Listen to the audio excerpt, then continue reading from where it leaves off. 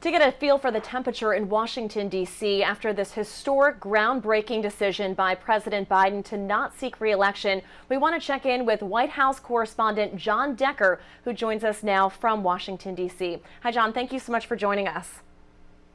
Meg, thanks for having me on today. Historic day here in Washington, D.C., to say the least.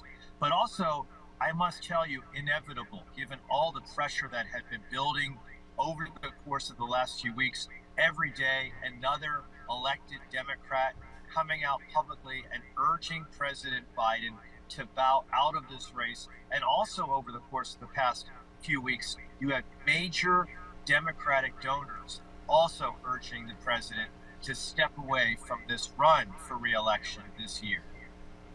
As far as you're hearing, Jon, are a large majority of Democrats now behind Vice President Kamala Harris?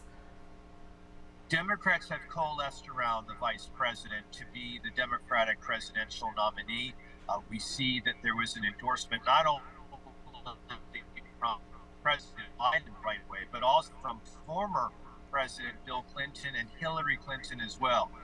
Every state Democratic chair in the country has now coalesced and thrown their support behind the vice president. It will be virtually impossible for any other Democrat to challenge Kamala Harris for the Democratic presidential nomination. I know you're just coming off of covering the Republican National Convention in Milwaukee. I assume you'll probably be going to the Democratic National Convention here in the next couple of weeks. That will be very interesting to see what happens.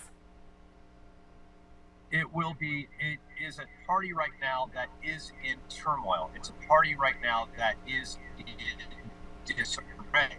And what they need to do with 107 days before the presidential election is to somehow unify the party before the convention, which is difficult, but also unify the party and, in addition to that, get independents on board this candidacy.